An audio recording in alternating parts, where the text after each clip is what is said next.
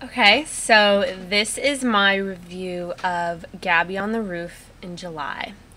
It was co-directed by Sophia Takal and Lawrence Michael Levine, who both starred in the film as Gabby and Sam.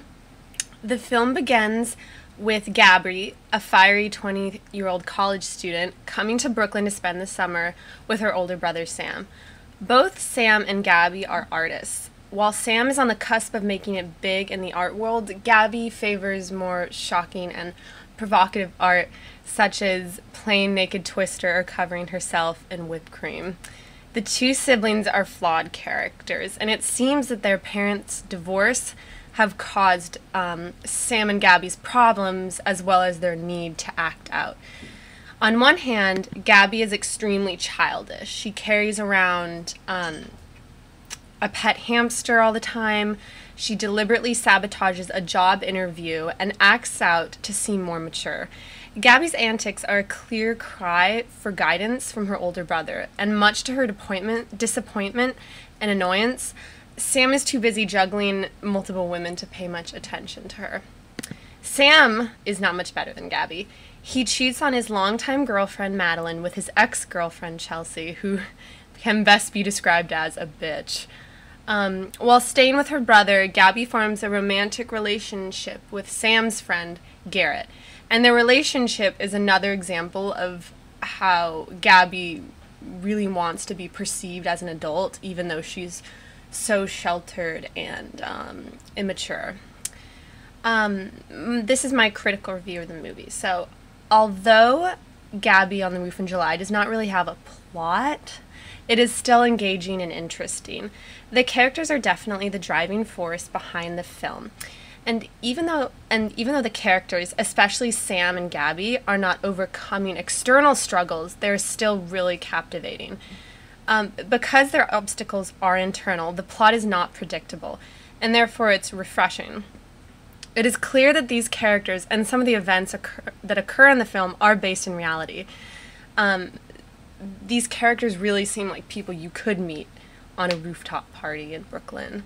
And the actors in the film do a really great job of making their characters seem less like scripted roles and more like actual people. So my one problem with the film was the opening scene.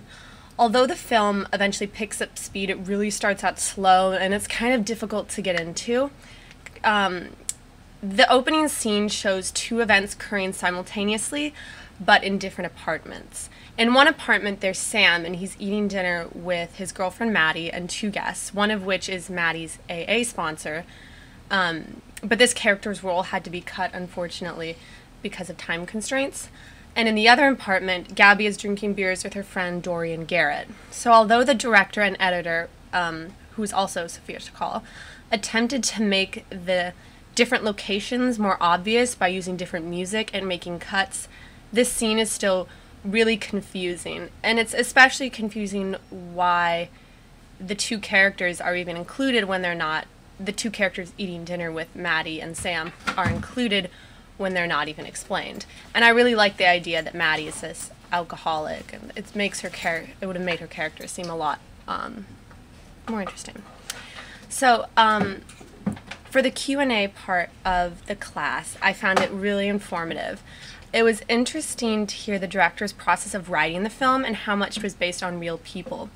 And by the process of writing the film, I mean that they spent 6 months sort of rehearsing and basing it off of improvisation, basing the script off of improvisation and what the actors had brought from their real life. I found that really interesting, and I think that helped to make it so much more relatable. And I think Levine's background in theater was also apparent throughout the film because it's such an internal film and based more, it's a very character-driven plot rather than characters overcoming struggles and things like that. I also found Levine and Takal's honesty really refreshing. For example, when they finished the first cut of the film, it was 3 hours long, and their instinct was to preserve the film's integrity and not edit it. But they eventually came to their senses and realized they had to edit it to make it enjoyable. And that's my review of the film.